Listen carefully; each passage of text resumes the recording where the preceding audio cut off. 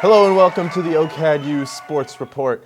I am your host, Avishai Sol, and I'm very happy for this to be the inaugural episode of the OCAD Sports Report. Now, they all called me crazy when I said I wanted to do a sports show for art students. Art students? I told them they could all go to hell, that it doesn't matter that the wider OCAD community leans more towards the teak than the track. I told them that as soon as the school experiences the testosterone-filled annals and bright lights that have been propping up non-intellectuals for hundreds of years, they too would enjoy my world. It's been a busy week in the world of sports. Let's get into it.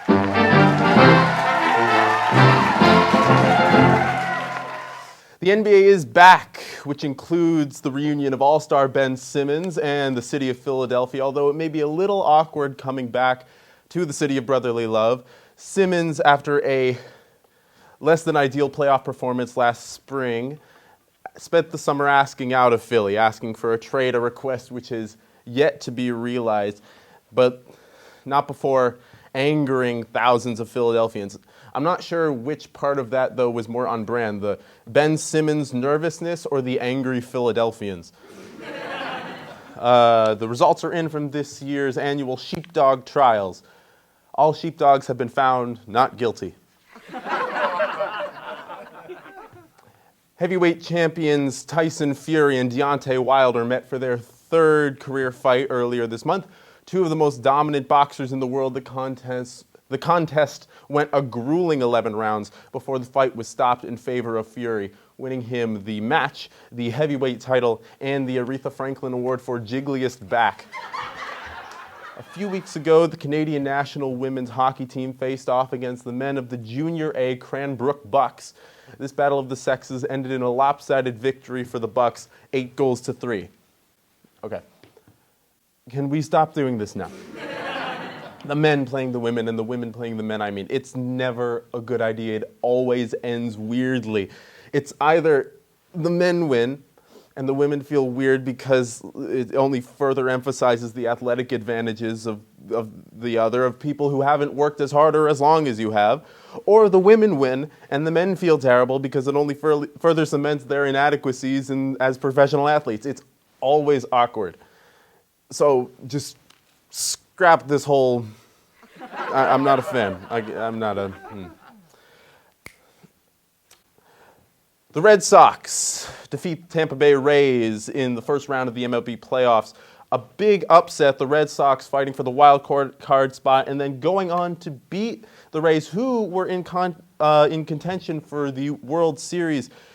The Sox beat Tampa 3-1. When asked about the series, a local Florida man was quoted as saying, "It symbolizes my inner spirit, which is chaos magic. It's like a drunken state of consciousness. You really shouldn't ask me about the chaos magic because I'm a chaos witch. Whoop whoop." When asked what whoop whoop meant, the Florida man was quoted as saying, "That's an open-ended question. It's like your perspective of what it is, like chaos magic. You really don't understand anything. Like science, it's just magic that we understand. I believe in other dimensions and other parallel universes and shit. Fairies, the Fae, they have their own dimension. Dragons. You can meditate on a word called manta. It's like your spirit dragon, which has been with you since the beginning of time.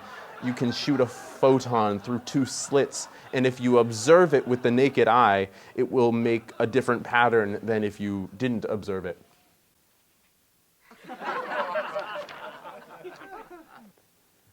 In an attempt to expand its international audience, the NFL will be sending a handful of their regular season games to be played across the pond in England this year.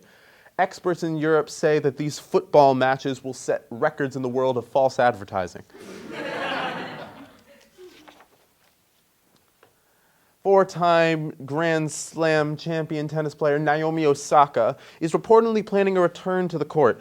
After dropping out of the U.S. Open and professional tennis due to mental health concerns, Osaka has been eyeing a comeback soon after feeling a, quote, itch to return to play again, proving once again that our generation is fickle and spoiled and emotional, that mental health is fake, and that it is merely a cry for attention.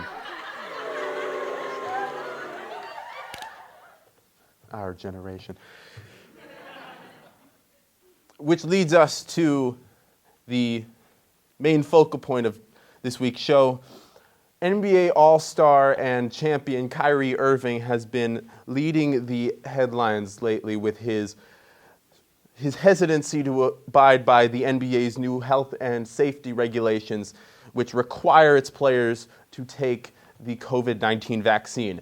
A small handful of NBA players have been hesitant, to say the least, to take that vaccine, but none with the star power or influence, or frankly with the outspoken, artsy, in his own way, whatever you want to call it, nature of Kyrie Irving. Irving has always felt the need to stand out in a crowd, which can be a good thing as a professional athlete and a better thing if you're trying to be a celebrity, which Irving claims not to be. But the key point here is that Irving has refused point blank to get the COVID shot. Now, what does that mean?